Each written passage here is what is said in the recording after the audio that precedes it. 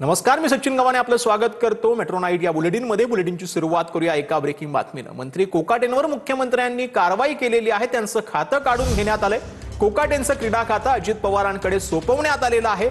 सदनिका गैरव्यवहार प्रकरणामध्ये 2 वर्षांची शिक्षा मिळाल्यानंतर फडणवीसांनी कोकाटेंचं खातं काढलंय। माणिकराव कोकाटे आता बिनखात्याचे मंत्री असणार आहेत। माणिकराव कोकाटेंनी अजित पवारांकडे आपला राजीनामा सुपूर्द केला। अजित पवारांच्या कार्यालयाची ही माहिती पाहायला मिळते।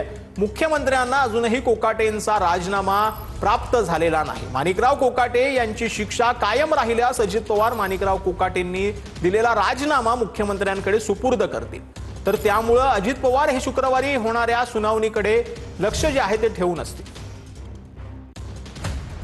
माणिकराव कोकाटेंची खाती मुख्यमंत्र्यांनी काढून घेतली आहेत। कोकाटेंची खाती काढण्याबद्दल मुख्यमंत्री फडणवीसांनी राज्यपालांकडे शिफारस केली होती। त्याला राज्यपालांनी मान्यता दिल्यानंतर कोकाटेंचं खातं गेलंय। कोकाटे आता बिनखात्याचे मंत्री आहेत। कोकाटेंकडची खाती अजित पवारांकडे देण्यात आलीत। कोकाटे सध्या मुंबईतल्या लीलावती रुग्णालयामध्ये दाखल आहेत। सदनिका घोटाळा प्रकरणात नाशिक जिल्हा सत्र न्यायालयानं कोकाटेंची 2 वर्षांची शिक्षा कायम ठेवले। कोकाटेंविरोधात अटक वॉरंटही जारी करण्यात आलंय। त्यामुळे कोकाटेंना कोणत्याही क्षणी अटक होण्याची शक्यता आहे। नाशिक जिल्हा सत्र न्यायालयाच्या निकालाविरोधात कोकाटेंनी हायकोर्टात दाद मागितली, पण तातडीची सुनावणी घेण्यास हायकोर्टानं नकार दिला। हायकोर्टात कोकाटे प्रकरणाची सुनावणी शुक्रवारी होणार आहे। या सुनावणीत कोकाटेंना दिलासा मिळाला नाही तर कोकाटे बिनखात्याच्या मंत्रिपदाचा राजीनामा देणार आहेत। कोकाटेंना कोणत्या प्रकरणात शिक्षा मिळाली ती देखील पाहूयात। 1995 साली माणिकराव कोकाटेंनी नाशिकमध्ये शासकीय कोट्यातून सदनिका मिळवली होती। या सदनिका मुख्यमंत्री कोट्यातल्या होत्या। ही सदनिका मिळवण्यासाठी कोकाटेंनी बनावट कागदपत्रे सादर केली होती।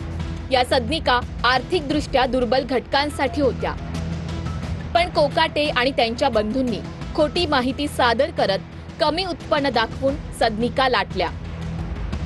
याविरोधात तत्कालीन मंत्री तुकाराम दिघोळे यांनी तक्रार केली होती। त्यांच्या तक्रारीवरून 1995 मध्ये नाशिकच्या सरकारवाडा पोलीस ठाण्यात गुन्हा दाखल झाला होता। फेब्रुवारी 2025 मध्ये नाशिकच्या प्रथम वर्ग न्यायालयानं कोकाटे बंधूंना 2 वर्षे कारावास आणि दंडाची शिक्षा सुनावली। तीच शिक्षा नाशिक सत्र न्यायालयानं सुद्धा कायम ठेवली।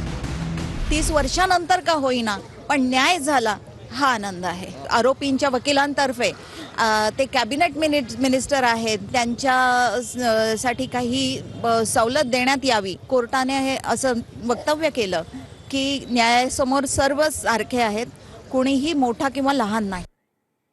अजित पवार मुख्यमंत्री फडणवीसांच्या सध्या भेटीला पोहोचल्याची माहिती मिळते।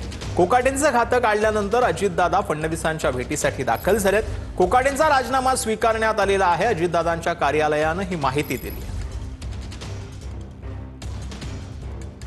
तर अजित पवार मुख्यमंत्री देवेंद्र फडणवीसांच्या भेटीसाठी दाखल झालेले आहेत। माणिकराव कोकाटेंनी अजित पवारांच्या कार्यालयाकडे राजीनामा सुपूर्द केल्याची माहिती आहे, परंतु अजूनही तो राजीनामा मिळालेला नसल्याचं सीएमओकडून सांगण्यात आलेलं आहे। अजित पवार मुख्यमंत्री फडणवीसांच्या भेटीला दाखल झाले।